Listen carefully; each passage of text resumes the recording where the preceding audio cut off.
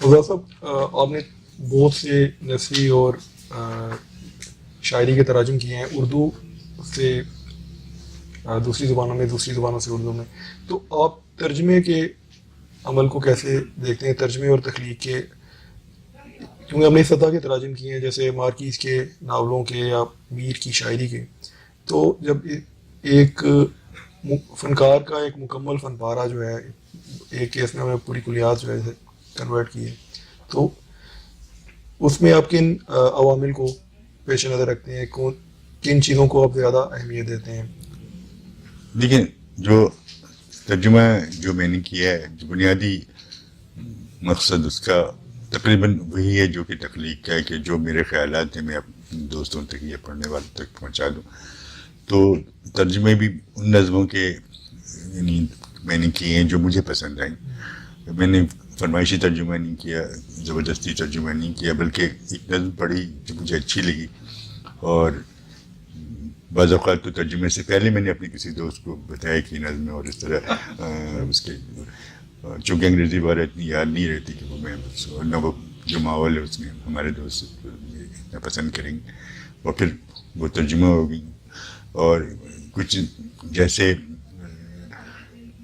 جب ہمیں polish poetry ملی، وہ کتاب مجھے نہیں معلوم، ہمارے اس وقت 3 دوست ہم قریب تھے، انجمن کمال، آصف فرخی اور میں، تو وہ آ گئی. پھر ہم نے اسے شیئر کیا. پھر کچھ نظمیں انہوں نے ترجمہ کی، کچھ میں نے کی، کچھ نظمیں ایسی تھی کہ تینوں نے کر دی. پھر اس ایک کا انتخاب ہو گیا، وہاں شائع ہوئی. پھر وہ اس سے اتنے متاثر ہوئے کہ ہمارے سینئر اسد محمد خان صاحب ہیں، انہوں نے ان شاعروں کو ترجمہ کیا، بعد میں بھی کیا. تو بس وہ پسند آ گئی، تو ہم یہ چاہتے تھے کہ دوستوں تک پہنچے، آپ تک بھی پہنچے. صرف ایک ترجمہ ہے جو مجھ سے کہنا چاہیے فرمائشی یا جبرن کرایا گیا. وہ مارکیز کا ناول تھا، اے کرونیکل آف اے ڈیڈ فورٹون. وہ مجھے پسند تھا، اور وہ اجمل اس کا مارکیز نمبر نکال رہے تھے، تو وہ اپنے دوستوں کو انہوں نے یعنی درخواست کی کہ ترجمے کیے جائیں. وہ ہر ایک کے ذمے کچھ کچھ ہوا، زیادہ تر تو خیر انہوں نے خود کیا. تو یہ ناول انہوں نے مجھے کچھ نہ کچھ کرنا تھا، ظاہر اس میں خاموش نہیں رہ سکتا تھا. تو میں نے سوچا چھوٹا سا ہے، ٹھیک ہے کر لیں گے. اور ہر چیز کی ایک ڈیڈ لائن ہوتی ہے، ہمیں اتنی توفیق نہیں ہے کہ ڈیڈ لائن کی پرواہ کریں.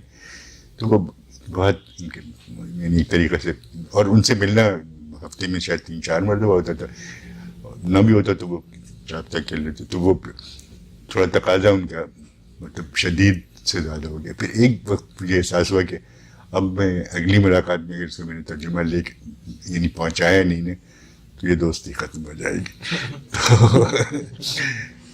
تو وہ پھر میں نے کوشش کی، بالکل نہیں چھوا تھا کہ، اور لکھتا رہے. لیکن پھر وہ تھوڑے سے جب 4-5 پیج میں نے اس کے ترجمے کے لیے، پھر میرے سمجھ میں آیا کہ اس کو کیسے کرنا ہے، اور وہ ہو گیا. تو پھر میں وہ جب مکمل ہو گیا، ظاہر میری ایسی بھی رائٹنگ وغیرہ بڑی خراب ہے، جو کچھ پہلے میں اسے لے کے اجمل کے گھر گیا. تو عام طور پہ جب ہم جاتے ہیں تو پہلے وہ آپ بیٹھا لیں گے، حال پوچھیں گے، کچھ کریں گے. اس نے دیکھا کہ میرے پاس کوئی چیز ہے نا، لفافہ چھین لیا، کوئی سلام کلام کچھ نہیں ہوتے، اور وہ مجھے بھول گیا اور اس کو پڑھنے لگا. میں بھی دیکھ رہا تھا کہ اس کو کیسا لگا. ایک پیج پڑھنے کے بعد جو اس کو خوشی ہوئی تو وہ حاصل تھا اس کا، مجھے بھی ہوئی. تو یہ ایک ترجمہ ہے جو کہ آپ کہہ سکتے ہیں کہ فرمائش پہ کیا گیا. زیادہ سب ترجمے کے حوالے سے میرے ذہن میں ایک بڑا بنیادی نوعیت کا سوال ہے، اور میں خود بھی ترجمے کے حوالے سے کچھ کام وام کرتا رہتا ہوں، دوستوں کو علم ہے ظاہر ہے، کہ جو ہم ترجمہ کرتے ہیں کسی بھی زبان سے اپنی زبان میں، وہ ہر دو زبانوں پر مہارت کا ایک خاص طرح کی یعنی دسترس کا متقاضی ہوتا ہی ہے. شعر کا، نظم کا ترجمہ کرنا کسی ایک زبان سے دوسری زبان میں، اور نثر کا ترجمہ کرنا، فکشن کا ترجمہ کرنا، پہلی بات تو یہ کہ یہ کس حد تک مختلف دیکھا آپ نے. دوسری بات یہ کہ جو شعر کا ترجمہ ہے، نظم کا ترجمہ، آپ اس سے کس حد تک مطمئن ہو پاتے ہیں جب آپ ترجمہ کرتے ہیں، اس کے ایکچوئل کانٹینٹ اور اس کے ٹیکسٹ کے ساتھ آپ کمپیئر کرتے ہیں؟ دیکھیں ایکچولی جو ہم ترجمہ کرتے ہیں نا، تو میں اپنی بات اور اس کو عوامی زبان میں کہتا ہوں کہ ہم 2 نمبر ترجمہ کرتے ہیں. یعنی زیادہ تر جو ہم ترجمہ کرتے ہیں وہ پہلے کسی اور زبان میں لکھی ہوئی یعنی تخلیق ہوتی ہے، وہ پھر انگریزی میں ترجمہ ہوتی ہے. اچھا، تو انگریزی میں ترجمہ ہوتے وقت اس زبان کے جو نوانسز ہوتے ہیں، جو خوبیاں ہوتی ہیں، کچھ ہوتی ہیں، کافی حد تک تو وہ ضائع ہو جاتی ہیں. پھر اس ایک خاص طرح کی انگریزی سے ہم اردو میں کرتے ہیں، وہ تھوڑا سا آسان ہو جاتی ہے، مطلب وہ پہلے سے اس کو پری کوک ایک طرح کی چیز ملتی ہے. اگر اور وہ میں اپنے تجربے سے کہہ رہا ہوں، کچھ چیزیں میں نے براہ راست انگریزی سے کی ہیں، ٹھیک ہے، اس سے مجھے کافی دشواری ہوئی ہے، اور بہت کم ہے جو انگریزی شاعری کو جن کا متن انگریزی میں تھا. ہاں، جن کا انگریزی میں تھا. اور دوسرے لوگوں نے مجھے کوشش کی، اور اس میں کہیں نہ کہیں یعنی مشکلات پیش آتی ہیں، اور وہ ایسے لوگ ہیں، میری انگریزی تو خاص حد تک ہے لیکن جو بہت مجھ سے بہتر بھی ہیں، تو وہ شاید اتنی کامیاب نہیں ہوئے. لیکن اس کے برعکس کسی اور زبان، جیسے ہم نے پولش تم نہیں جانتے ہیں، وہ انگریزی سے اور انگریزی سے اردو میں، تو وہ نسبتاً آ جاتی ہے. لیکن اس میں بات یہ ہے کہ ترجمہ پھر بھی کرنا چاہیے.